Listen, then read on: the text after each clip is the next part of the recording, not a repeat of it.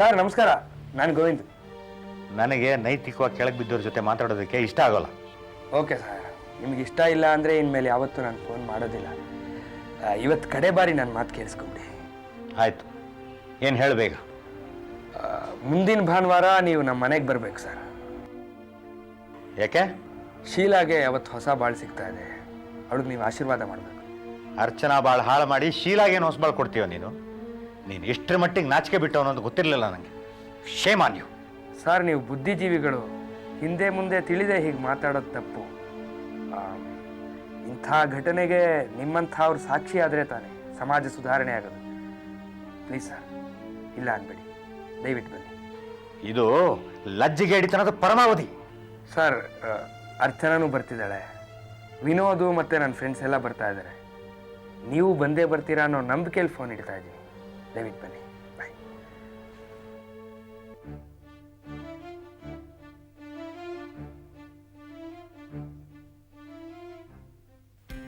ರಾಧಾ, ಚಂದ್ರಿಕೆ ಎಲ್ಲಿ ಹೋಗಿದ್ದಾಳೆ? ಅವಳು ಕುಮಾರ್ ಜೊತೆ ತೋಟಕ್ಕೆ ಹೋಗಿದ್ದಾಳೆ. ಹೌದು, ಅವಳು ಯಾಕೆ ನಿನ್ನನ್ನು ಇಷ್ಟೊಂದು ಹೋಲಿಸ್ತಾ ಇದ್ದಾಳೆ? ಜನ್ನೋಣ, ನನಗೂ ಗೊತ್ತಾಗ್ತಾ ಇಲ್ಲ.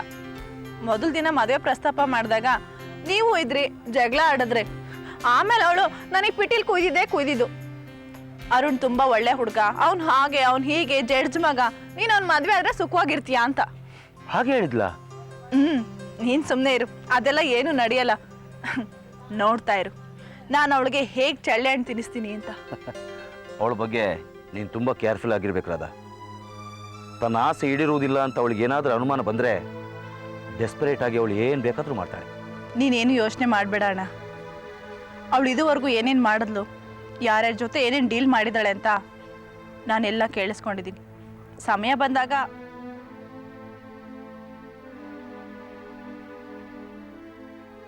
ಆ ಸಮಯ ಬೇಗ ಬರಲಿ ಅಂತ ನಾನು ಕಾಯ್ತಾನೇ ಇದ್ದೀನಿ. ನಿನ್ನ ಈ ಪ್ರೀತಿ ಮೊದಲಿಂದಲೂ ಇದ್ದಿದ್ರೆ ಬಹುಶಃ ನಮ್ಮ ಮನೆ ಪರಿಸ್ಥಿತಿ ಹೀಗಾಗ್ತಿರ್ಲಿಲ್ವೇನೋ. ಹೌದು ರಾಧಾ, ನಾನಾಗ ಬುದ್ಧಿ ಇಲ್ಲದೆ ಏನೇನೋ ಮಾಡಿ ನಿನಗೆ ತೊಂದರೆ ಕೊಟ್ಬಿಟ್ಟೆ. ಅಪ್ಪಯ್ಯನಿಗೂ ನನ್ನ ಮೇಲೆ ಸಿಟ್ಟು ಬರ ಹಾಗೆ ಮಾಡಿಕೊಂಡೆ. ಅದರಿಂದಾಗಿ ಅಪ್ಪಯ್ಯ ಚಂದ್ರಿಕಾ ಮೇಲೇ ಹೆಚ್ಚು ಡಿಪೆಂಡ್ ಆಗೋ ಹಾಗೆ ಆಯಿತು. ನಾನು ತಪ್ಪು ಮಾಡಿಬಿಟ್ಟೆ. ಹೋಗ್ಲಿ ಬಿಡೋಣ. ಈ ಹಿಂದೆ ಮಾಡಿದ ತಪ್ಪನ್ನ ಈಗಲಾದರೂ ಸರಿ ಮಾಡಬೇಕು ಅಂತ ನಿನಗೆ ಅನಿಸಿದೆ ಅಲ್ವಾ? ಅಷ್ಟು ಸಾಕು. ರಾಧಾ, ಚಂದ್ರಿಕನಂತ ಬ್ರಹ್ಮ ರಾಕ್ಷಸಿನ ಬಲಿಗೆ ಕೆಡವಲೇಬೇಕು. ನಾನಂತೂ ಕೆಡ್ಡ ರೆಡಿ ಮಾಡಿದ್ದೀನಿ, ಬೀಳೋದೊಂದೇ ಬಾಕಿ. ಬಿದ್ದೆ ಬೀಳ್ತಾಳೆ ಜನೋಣ, ನೋಡ್ತಾ ಇರು. ನೀನು ನಿನ್ನ ನಾಟಕನ ಮುಂದುವರಿಸು. ಅರುಣ್ ನಿನ್ನ ನೋಡೋದಕ್ಕೆ ಬರಲಿ. ನಾನು ಆ ದಿನಕ್ಕಾಗಿ ಕಾಯ್ತಾ ಇದ್ದೀನಿ, ಅಜಿತ್ ನಮ್ಮ ಮುಖವಾಡ ಕಳಿಸಿ ಬೀಳೋದಕ್ಕೆ. ಅಜಿತ್? ಯಾರು? ಯಾರದು? ಏನಿಲ್ಲ ಜನೋಣ, ಅರುಣ್ ನಮ್ಮ ಮುಖವಾಡ ಕಳಿಸಿ ಬೀಳುತ್ತೆ ಅಂದೆ. ನೋಡು, ಅವಳು ಬಂದ್ಲಂತ ಅನಿಸ್ತಾ. ಸರಿ, ನಾನು ಬರ್ತೀನಿ. ಓಕೆ.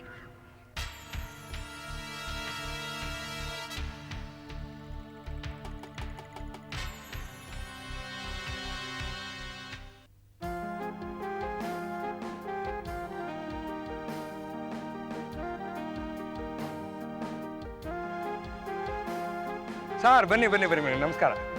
ಇನ್ನು ಯಾರು ಬರ್ದಿದ್ರು ಪರವಾಗಿಲ್ಲ, ನೀವು ಬಂದ್ರಲ್ಲ ಅಷ್ಟು ಸಾಕು. ಬನ್ನಿ.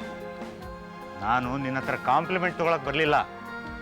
ನಾಚಿಕೇಡಿತನದ ಪರಮಾವಧಿ ಎಷ್ಟಿದೆ ಅಂತ ತಿಳ್ಕೊಬೇಕಲ್ಲ, ಅದಕ್ಕೆ ಬಂದೆ. ಆಯ್ತು ಸರ್, ನೀವು ಬೈರಿ, ನನಗೆ ಸಂತೋಷನೇ. ನೀವು ಮದುವೆಗೆ ಬರಬೇಕಾಗಿದ್ದು ಮುಖ್ಯ, ಬಂದಿದ್ದೀರಿ, ಅಷ್ಟು ಸಾಕು. ಬನ್ನಿ, ಒಳಗೆ ಬನ್ನಿ. ಓಹೋ, ನನ್ನ ಮಗಳು ಭಾಳ ಹಾಳು ಮಾಡೋದು ಪುರೋಹಿತರು, ಇಲ್ಲೂ ಪುರೋಹಿತ ವಯಸ್ಸಾಗಿ ಬಂದಿದ್ದೀರಾ? ನಿಮಗೆ ನಿಮ್ಮ ಶಿಷ್ಯಕೋಟಿಗೆ ನಾಚಿಕೆ ಮಾನ ಮರ್ಯಾದೆ ಏನೂ ಇಲ್ಲ ಅಂತ ಇವತ್ತು ಗೊತ್ತಾಯ್ತು. ಅಪ್ಪ, ಎಕ್ಸೈಟ್ ಆಗ್ಬೇಡ. ಏನೇನು ತಮಾಷೆ ನಡೆಯುತ್ತೆ ನೋಡೋಣ. ನನ್ನ ಮದುವೆ ಹೋಮಕುಂಡದಲ್ಲಿ, ಅವಳ ಮದುವೆ ಲಾಜಾ ಹೋಮ ನಡೆಯುತ್ತೆ, ನೋಡೋಣ. ಸಮಾಧಾನವಾಗಿರು. ಏನು ಸಮಾಧಾನ? ನನ್ನ ಹೊಟ್ಟೆನಲ್ಲಿ ಬೆಂಕಿ ಉರಿತಾ ಇದೆ.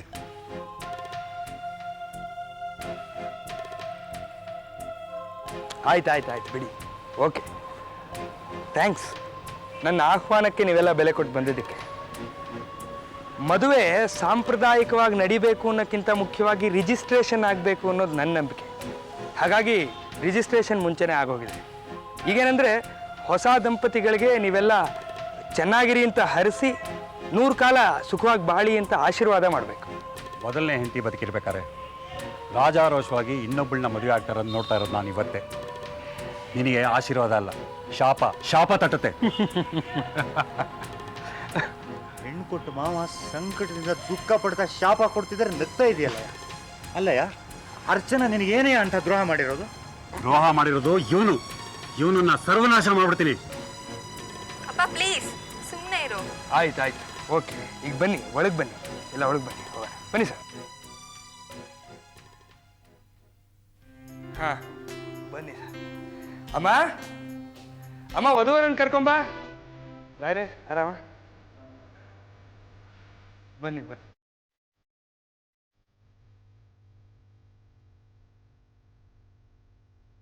ತಗೊಳ್ಸಿಲ್ಲ ರಾಜೀವ?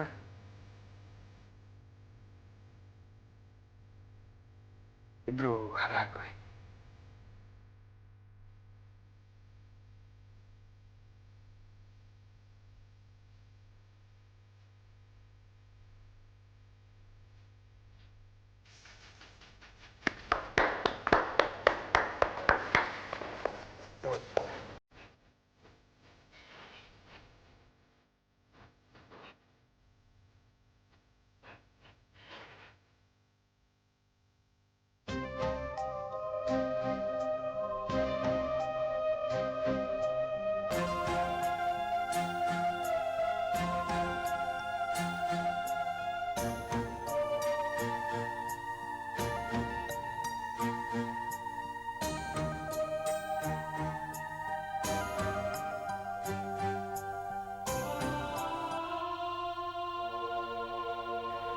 ನೋಡಪ್ಪ ರಾಜೀವ, ನಮ್ಮ ಹುಡುಗಿನ ನಿನ್ನ ಮಡ್ಲಿಗೆ ಹಾಕ್ತಾ ಇದ್ದೀವಿ. ಅವಳು ಬದುಕಿನಲ್ಲಿ ಸ್ವರ್ಗ ತರಿಸೋದು ನಿನ್ನ ಜವಾಬ್ದಾರಿ. ಖಂಡಿತ. ಇರ್ಲಿ ಇರ್ಲಿ ಇರ್ಲಿ ಬಿಡಮ್ಮ, ಬೇಡ ಬೇಡ, ನನಗೆ ಬೇಡ. ದೊಡ್ಡವ್ರಿಗೆ ನಮಸ್ಕಾರ ಮಾಡಿ ಆಶೀರ್ವಾದ ತಗೋ. ಗೋವಿಂದ್, ಕೆಲವು ಸಾರಿ ನಾನೆಂಥ ನತದೃಷ್ಟಿ ಅಂತ ಅನ್ನಿಸ್ತು. ಆದರೆ ನೀವು ಕೇಳಿದಾಗ ನಿಮ್ಮನ್ನು ಮದುವೆ ಆಗೋಕೆ ಒಪ್ಪಿದ್ರೆ ನಿಮ್ದು ಈ ದೊಡ್ಡತನ, ವಿಶಾಲವಾದ ಮನಸ್ಸು, ಎಲ್ಲಕ್ಕಿಂತ ಮುಖ್ಯವಾಗಿ ನಿಮ್ಮ ಈ ಧೈರ್ಯದ ಪರಿಚಯ ಆಗ್ತಿರಲಿಲ್ಲ. ನಿಜವಾಗ್ಲೂ ನೀವು ನನ್ನ ಪಾಲಿನ ದೇವರು ಗೋವಿಂದ್. ನಾನೇನು ದೇವರಲ್ಲ, ಒಬ್ಬ ಸಾಧಾರಣ ಮನುಷ್ಯ ಅಷ್ಟೇ. ಶೀಲಾ, ನಿನಗೆ ರಾಜೀವನಂಥ ಹೃದಯವಂತ ಗಂಡ ಸಿಕ್ಕಿದ್ದಾನೆ. ಅವನು ನಮ್ಮ ಹಾಗೆ ಬರೀ ವಿಶಾಲ ಮನಸ್ಸಿನ ಬಗ್ಗೆ ಶೋಷಣೆ ವಿರುದ್ಧ ಭಾಷಣ ಮಾಡೋನು ಮಾತ್ರ ಅಲ್ಲ, ಆದರ್ಶನೇ ಜೀವನ ಅಂತ ನಂಬಿರೋನು. ನೀವಿಬ್ಬರು ನಂಬಿಕೆ ಇಟ್ಕೊಂಡು ಪ್ರೀತಿಯಿಂದ ಜೀವನ ಮಾಡಿದ್ರೆ ಅದೇ ನನಗೆ ಕೊಡಬಹುದಾಗಿರೋ ಒಂದು ದೊಡ್ಡ ಉಡುಗೊರೆ. Thank you Govind. ನನ್ನ ಜೀವನ ದೃಷ್ಟಿಗೆ ಒಂದು ಹೊಸ ಹೊಳಪು ನೀಡಿದೆಯಾ. ಒಂದು ರೀತಿ ಸಾರ್ಥಕ ಭಾವ ನನ್ನನ್ನು ಆವರಿಸ್ಕೊಳ್ಳೋ ಮಾಡಿದ್ಯಾ ನೀನು. Thank you very much. ಬೇಡಮ್ಮ ಬೇಡ, ನನಗೆ ನಮಸ್ಕಾರ ಮಾಡಿಸ್ಕೊಳ್ಳೋಷ್ಟು ಯೋಗ್ಯತೆ ಇಲ್ಲ. ಗೋವಿಂದನ ಮನಸ್ಸನ್ನು ಅರ್ಥ ಮಾಡ್ಕೊಳ್ಳೋದ್ರಲ್ಲಿ ಎಡವಿರೋಂಥ ಸಣ್ಣ ಮನುಷ್ಯ ನಾನು. ನಾನು ಅಷ್ಟೇ. ಜೀವನ ಪೂರ್ತಿ ಪಾಠ ಮಾಡಿ ಬುದ್ಧಿ ಹೇಳೋ ಅಧಿಕಾರ ಬಂದಿದೆ ಅಂತನೋ ಅಹಂಕಾರದಲ್ಲಿ ನನ್ನ ಪಕ್ಕನೇ ನಿಗಿ ಹೊಳಿತಾ ಇದ್ದಿ ವಜ್ರಾನ್ ತಿರಸ್ಕಾರ ಮಾಡಿಬಿಟ್ಟೆ ನಾನು.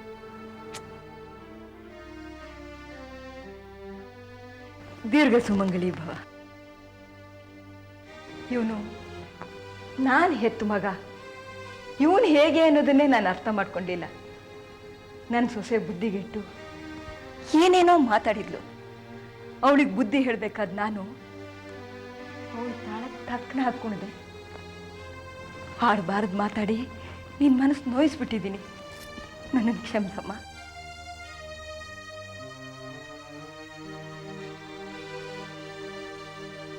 ಇವನ್ನೆಲ್ಲ ಹೊರಟೋದ್ನಲ್ಲ.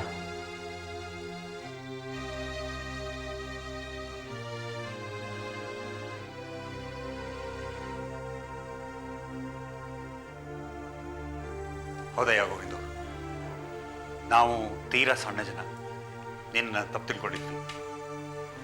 ಹುಡುಕಿ ಏನೇನೋ ಮಾತಾಡ್ಬಿಟ್ಟೆ, ದಯವಿಟ್ಟು ನಮ್ಮನ್ನ ಕ್ಷಮಿಸ್ಬಿಡು. ನಿನ್ನನ್ನು ನಾನು ಶಿಷ್ಯ ಅಂತ ಹೇಳ್ಕೊಳ್ಳೋದಕ್ಕೆ ನನಗೆ ನಾಚಿಕೆ ಆಗುತ್ತೆ ಅಂತಂದಿದ್ದೆ ಅವತ್ತು. ಆದರೆ ಇವತ್ತು ನನ್ನ ಬಗ್ಗೆನೇ ನನಗೆ ಅಸಹ್ಯ ಆಗ್ತಾ ಇದೆ. ಇಲ್ಲ, ಹಾಗೇನು ಹೇಳಬೇಡಿ ಸರ್. ತಪ್ಪು ನಿಮ್ಮದೇನೂ ಇಲ್ಲ. ಅದು ನಿಜ ಏನು ಅಂತ ತಿಳ್ಕೊಳಕ್ಕೆ ನೀವು ಪ್ರಯತ್ನ ಮಾಡಲಿಲ್ಲ. ಶೀಲಾ ಭವಿಷ್ಯಕ್ಕೆ ತೊಂದರೆ ಆಗಬಾರ್ದು ಅಂತಂದ್ಬಿಟ್ಟು ಅವಳ ವಿಷಯ ನಾನು ಹೇಳಲಿಲ್ಲ. ನಾನು ಇವತ್ತು ಹೇಳ್ತಿದ್ದೀನಿ, ರಾಜೀವ್ ಹತ್ರನೂ ಹೇಳಿದ್ದೀನಿ. ನನಗೆ ಯಾರ ಭಯನೂ ಇಲ್ಲ. ಬೇಡ ಶೀಲಾ, ಮುಗಿದು ಹೋಗಿರೋ ಅಧ್ಯಾಯನ ಮತ್ತೆ ಹೇಳ್ಬೇಡ. ನೋ ಗೋವಿಂದ್, ನನಗೋಸ್ಕರ ನೀವು ನಿಮ್ಮ ಸಾಂಸಾರಿಕ ಹಿತಾನೇ ಬಲಿ ಕೊಟ್ರಿ. ಜೀವಿತ ಸರ್, ರಾಯ್ರೆ ಕೇಳಿಸ್ಕೊಳ್ಳಿ.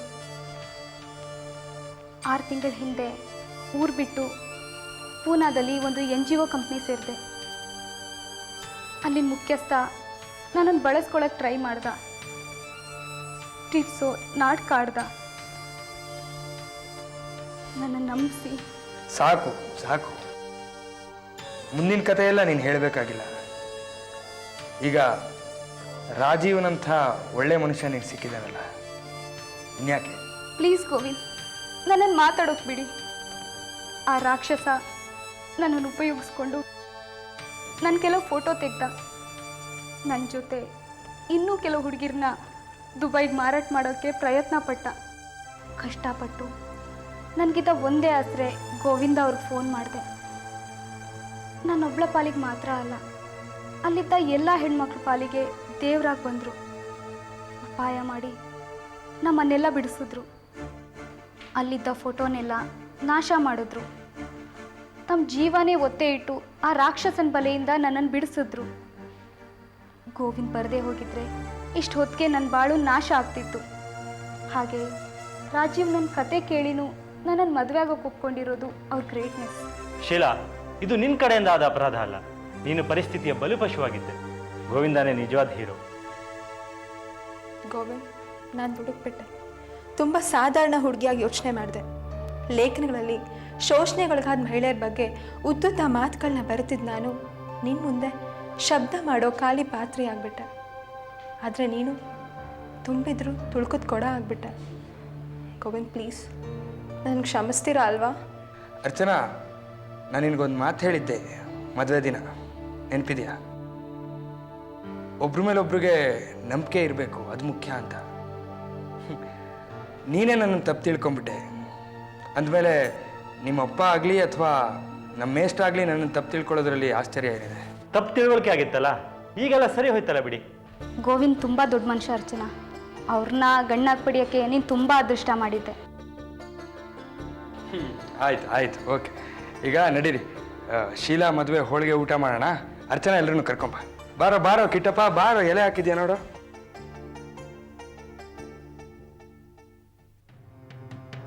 ಇವತ್ತು ನಾಟಕದ ಕೊನೆಯ ಅಂಕ ಶುರುವಾಗುತ್ತೆ.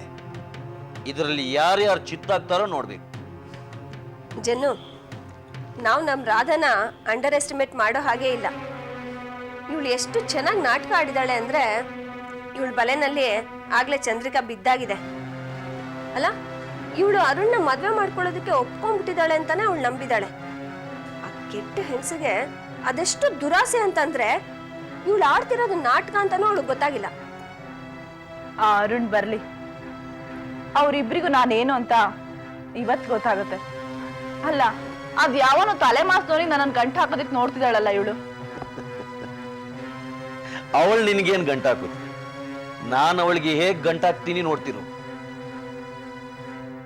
ನಾನು ಗಾಳಕ್ಕೆ ಯಾವ ಮೀನು ಸಿಕ್ಕಿಸಿ ಗಾಳನ ಎಲ್ಲಿ ಎಸೆದು ತಿಮಿಂಗಿಲನ ಹಿಡಿದಿದ್ದೀನಿ ಅಂತ ಅವಳಿಗಿನ್ನೂ ಅರ್ಥ ಆಗಿಲ್ಲ.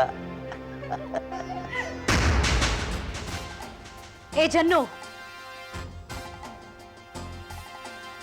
ಕಿತ್ತೂರು ಚೆನ್ನಮ್ಮನು ಬ್ರಿಟಿಷ್ನವ್ರನ್ನ ಓಡಿಸ್ಬಿಡ್ತೀನಿ ಅನ್ಕೊಂಡಿದ್ಲು.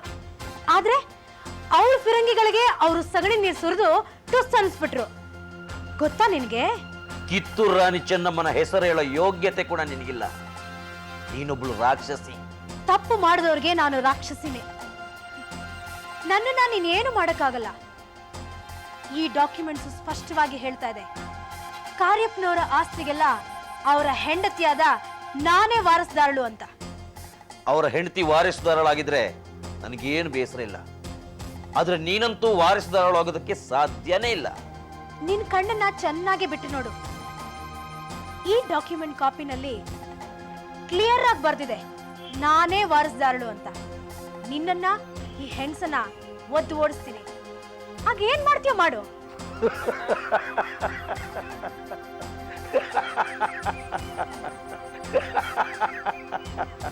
ಯಾಕೋ, ಏನಾಯ್ತು?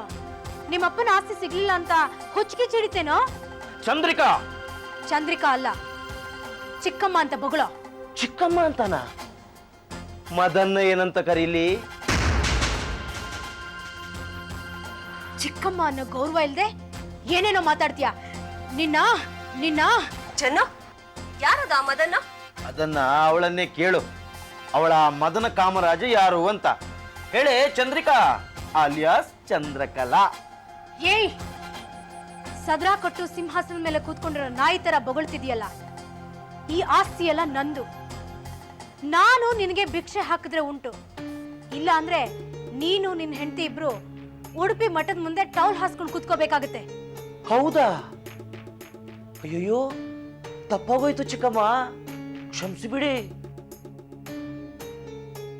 ಆ ನಿನ್ನ ಗೆಣೆಕಾರ ಕೃಷ್ಣಕಾಂತ್ ಬ್ಯಾಂಗ್ಳೂರ್ ಜೈಲಲ್ಲಿ ನಿನ್ ಗಂಡ ಮದನ್ ಜೊತೆ ಕೂತ್ಕೊಂಡು ಮುದ್ದೆ ಮುರಿತಾ ಇದ್ದಾನೆ, ಅದು ಗೊತ್ತಾ?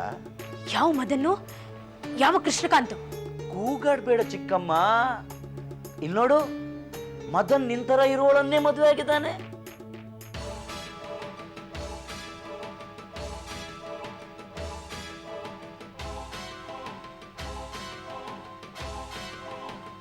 ಏಯ್, ಯಾವ್ದೋ ಫೋಟೋ ಇಟ್ಕೊಂಡು ಗಿಮಿಕ್ ಮಾಡಿ ನನ್ನನ್ನ ಹೆದರ್ಸ್ತೀಯಾ?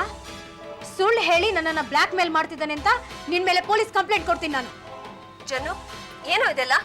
ಚಿಕ್ಕಮ್ಮನಂತ ಪತಿವ್ರತ ಶಿರೋಮಣಿನ ಬಾಯಿಗೆ ಬಂದ ಹಾಗೆ ಬೈದ್ರೆ ಬಾಯಿಯಲ್ಲಿ ಹುಳ ಬೀಳುತ್ತೆ ಅಲ್ವಾ ಚಿಕ್ಕಮ್ಮ? ನನ್ ತಂಟೆಗೆ ಬಂದ್ರೆ ನೀನು ಜೈಲ್ ಸೇರೋದಂತೂ ಗ್ಯಾರಂಟಿ. ಅದ್ಯಾಕ್ ಚಿಕ್ಕಮ್ಮ?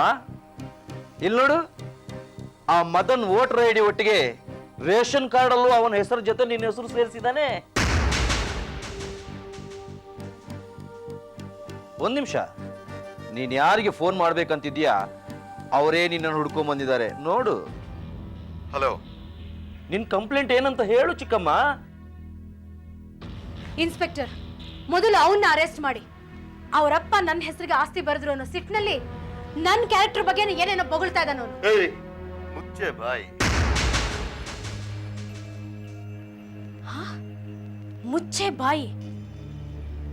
ಈ ಚಂದ್ರಿಕಾ ಕಾರ್ಯಪ್ಪಂಗೆ ಮುಚ್ಚೆ ಬಾಯಿ ಅಂತೀರಾ? ಮುಚ್ಚೆ ಬಾಯಿ ಅಂತ ಹೇಳಿದ್ದು ಚಂದ್ರಕಲಾ ಮದನ್ಗೆ. ಆ ನಿನ್ನ ಗಂಡ ನಮ್ಮವ್ರ ಹತ್ರ ಎಲ್ಲಾ ಬಾಯಿ ಬಿಟ್ಟಿದ್ದಾನೆ. ನೀನು ಕಾರ್ಯಪ್ಪನವ್ರು ಬೆಂಗಳೂರು ಆಫೀಸಲ್ಲಿ ಕೆಲ್ಸಕ್ಕೆ ಸೇರಿದ್ದು, ಅವ್ರನ್ನ ಮರಳು ಮಾಡಿ ಕಳ್ಳ ಮದುವೆ ಆಗಿದ್ದು, ಮೆಲ್ಲಿಗೆ ಅವ್ರನ್ನ ಮುಗಿಸಿ ಅವ್ರ ಆಸ್ತಿನೆಲ್ಲ ಲಪಟಾಯಿಸಕ್ ನೋಡಿದ್ದು ಎಲ್ಲ ನಿನ್ನ ಹಿಸ್ಟ್ರಿ ಎಲ್ಲ ಹೇಳಿದಾನೆ. ಅಯ್ಯೋ ದೇವ್ರೆ, ಈ ಜಗತ್ನಲ್ಲಿ ನ್ಯಾಯಕ್ಕೆ ಸತ್ಯಕ್ಕೆ ಬೆಲೆನೇ ಇಲ್ವಾ?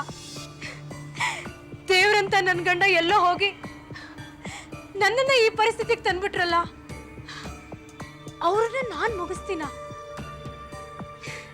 ದೇವ್ರೆ, ಈ ಆಸ್ತಿ ಈ ದರ್ದದವನ್ ಮನ್ಸಿನಲ್ಲಿ ನನ್ನ ಮಾನ ಹಾಳು ಮಾಡುವಂತ ಪ್ಲಾನ್ ಅನ್ನು ಹುಟ್ಟಾಕತ್ತೆ ಅಂತ ನನಗೆ ಗೊತ್ತಾಗ್ಲೇ ಇಲ್ವಲ್ಲ. ನೋಡು, ನಿನ್ ಮೇಲೆ cheating case, black mail case, ನಕಲಿ ಡಾಕ್ಯುಮೆಂಟ್ ಸೃಷ್ಟಿ ಮಾಡಿರೋ ಆರೋಪಗಳಿವೆ. ಇವುಗಳನ್ನೆಲ್ಲ ಒಪ್ಕೋತೀಯೋ ಅಥವಾ ಸ್ಟೇಷನ್ ಕರ್ಕೊಂಡೋಗಿ ಬೆಂಡೆತ್ತಿ ಬಾಯಿ ಬಿಡಿಸ್ಬೇಕು?